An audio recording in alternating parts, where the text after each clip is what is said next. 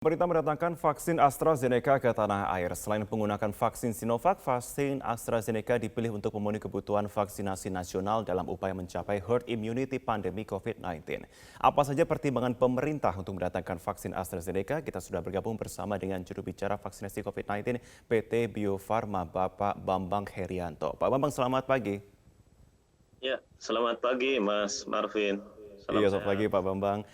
Kalau kita bicara mengenai Ya, AstraZeneca saat ini pun sudah tiba. Tapi kalau kemudian saat ini pun dari BPOM ya, sudah memberikan izin edar ataupun izin penggunaan darurat ini sendiri. Sebenarnya apa yang menjadi pertimbangan utama kemudian langsung diberikan dari izin ini? Apakah memang ada kemiripan dalam segi efektivitas ataupun ketahanan suhu penyimpanan terhadap Sinovac ini sendiri atau seperti apa Pak?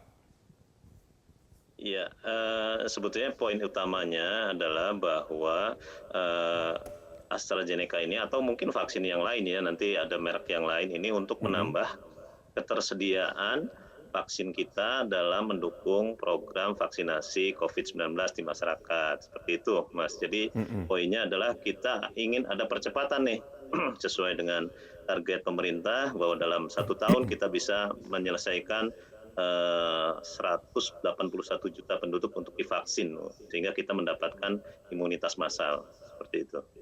Oke. Apa yang membedakan dengan Sinovac sendiri Pak Bambang? Oh ya, kalau yang pertama adalah platformnya ya. Untuk Mhm. AstraZeneca ini menggunakan platform viral vector adenovirus, di mana protein spike ya. Jadi materi genetik dari protein spike dimasukkan, Mhm. kemudian digunakan untuk ke manusia. Nah, sementara kalau yang vaksin Sinovac itu menggunakan teknologi inactivated virus, jadi virus yang dimatikan dengan teknologi kimia maupun pemanasan. Mhm. Nah, tapi banyak kesamaannya sebetulnya. Ini disimpan Oke. di temperatur 2-8, Mhm. kemudian penggunaannya juga bisa untuk usia lansia, jadi di atas 18 tahun. Seperti itu, Mas. Oke, berarti untuk segi penyimpanan juga mirip ya dengan Sinovac berarti Pak ya?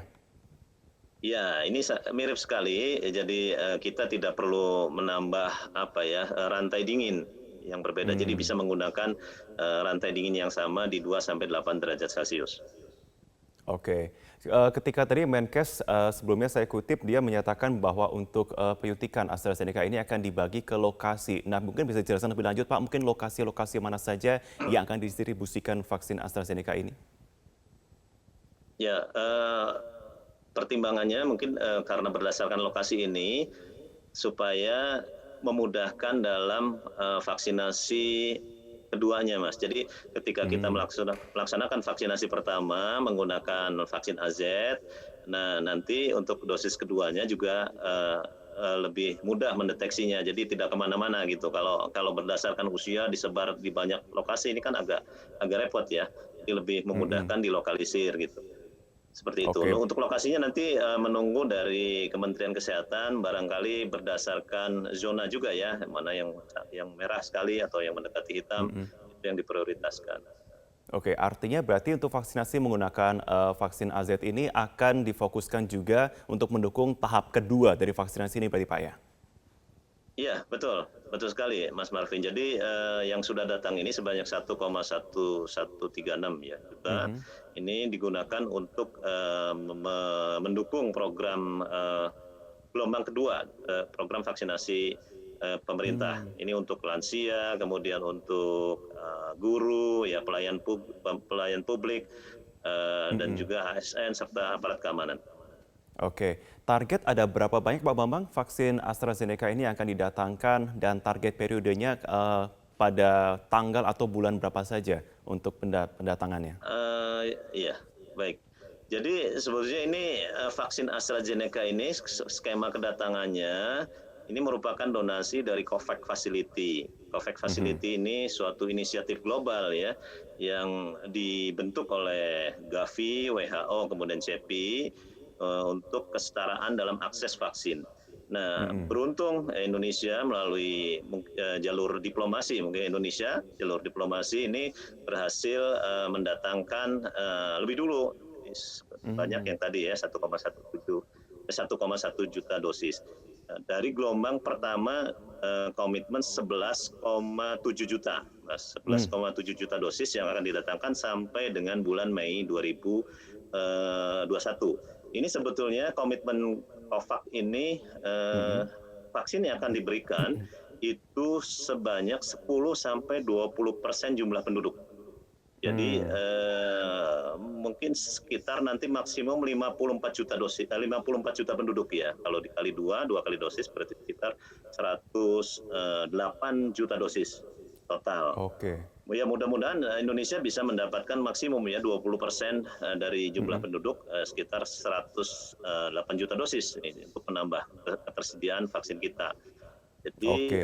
seperti itu Mas, nanti secara bertahap datang. Kalau sesuai dengan komitmen setelah AstraZeneca ini, maka akan ada vaksin mana lagi yang akan didatangkan atau menjadi target untuk ke Indonesia? Oke, baik. Jadi yang AstraZeneca sekarang datang melalui skema COVAX Facility ini adalah kerjasama multilateral.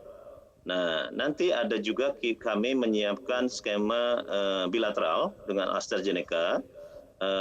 Kemudian ada juga kerjasama bilateral dengan Novavax. Nah, dengan AstraZeneca kita sudah bisa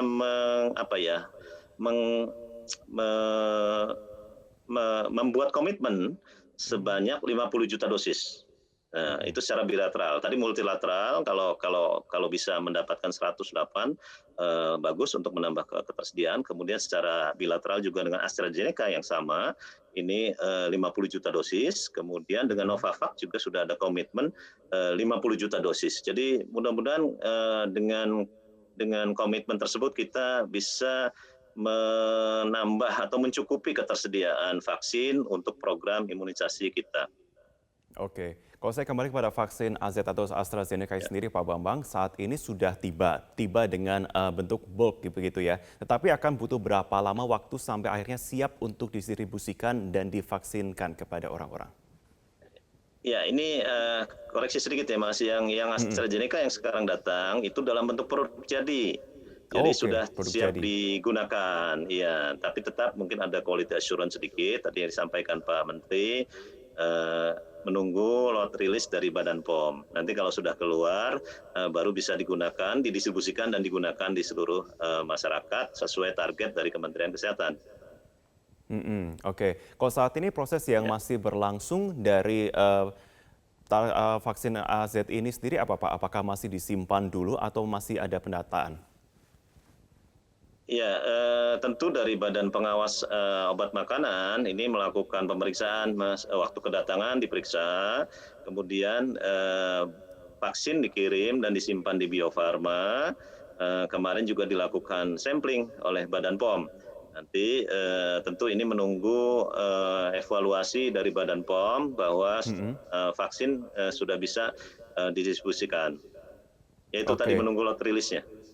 Oke, Pak Bambang, terakhir dari hasil evaluasi pemberian ataupun pendistribusian vaksin, kita melihat bahwa antusiasme dari masyarakat dan kebutuhan dari vaksinasi ini juga masih tetap tinggi. Tetapi apa yang menjadi rekomendasi pengawasan dari Bio Farma ini sendiri untuk melihat adanya proses pendistribusian vaksin agar benar-benar tepat sampai dengan sasaran dan tempat sampai dengan lokasi sesuai dengan target?